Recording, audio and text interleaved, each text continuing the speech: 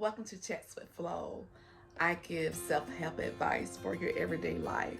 Today's topic, things you should not do as a pastor's wife. I've been a pastor's wife for 27 years now, so I have been around a lot of pastors' wives. I've heard members say different things about pastors' wives. If you are a pastor's wife, or you want to be a pastor's wife, make sure you stick around and watch the full video. I'm going to go over 4 things that you shouldn't do as a pastor's wife. Tip number 1, don't be arrogant. Don't feel like you are better than the members that go to your church. You want the women to be able to feel comfortable around you. You want to be approachable. And if your members feel like you think that you are better than them, it's going to cause them to look at you in a negative way. And not only that, you can become a hindrance to your church by just acting like that.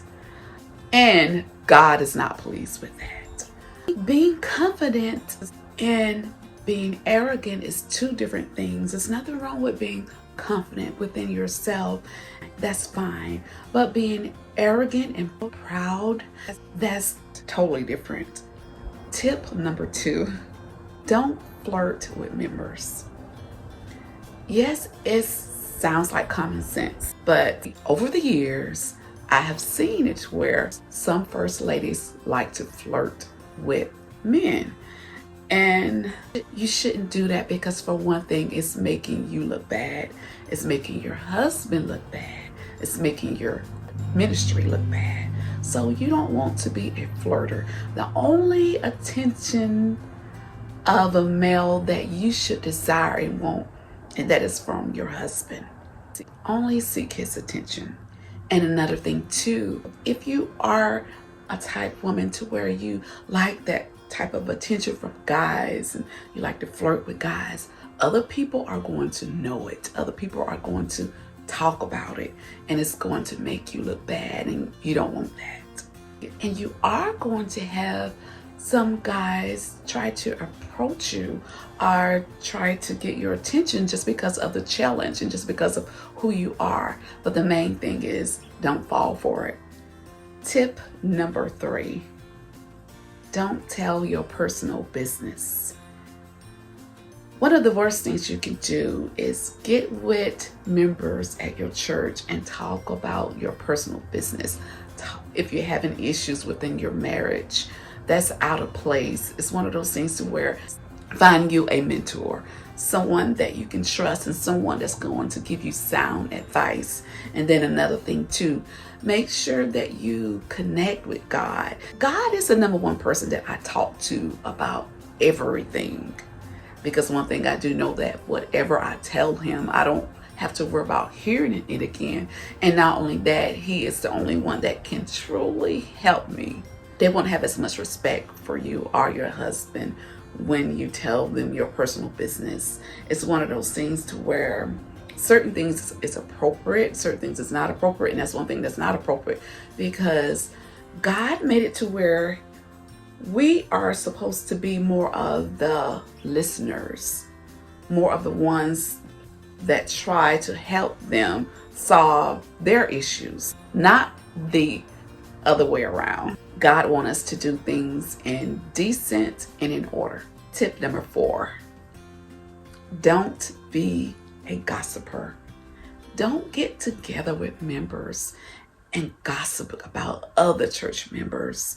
By you being a pastor's wife, you're going to know a lot of other people's business and things like that that's going on in the church. But it's wrong for you to get with another sister and discuss someone else's business with that person. That's not fair.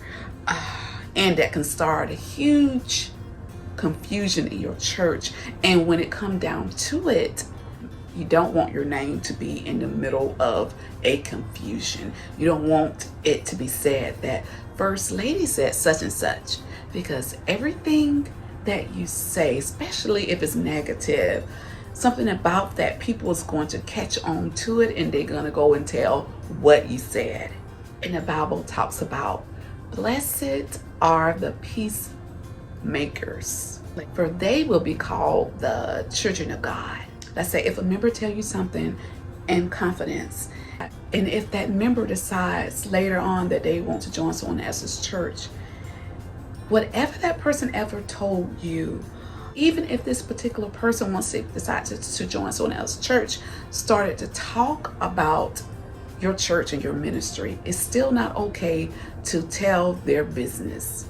Whatever they told you in confidence, you're supposed to keep it to yourself. The main point that I want to get across is that don't get so caught up in the title and don't allow it to just go to your head, but instead have a servant attitude.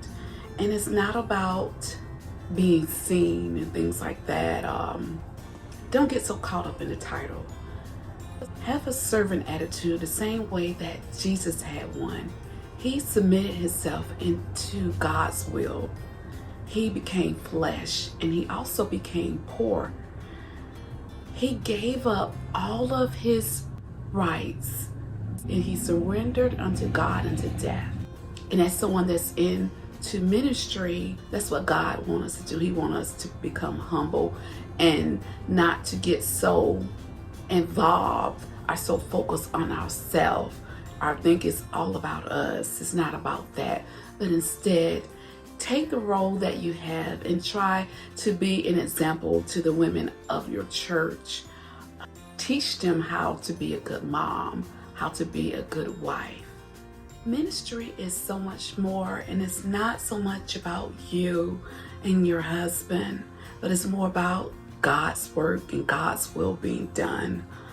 It's not even so much about dressing up, looking better than anybody else that goes to the church. I like to dress up, but I try not to focus so much of my time. I try not to focus so much on clothes and things like that, because I know it's just not about that. It's more about doing God's will. And most of all, keep God in the center of your life. Focus more on Him and His will than yourself. If you have any questions concerning being a First Lady or about some of the things that I discussed in this video, please leave me a comment. Thank you for tuning in. Have an awesome day. Bye.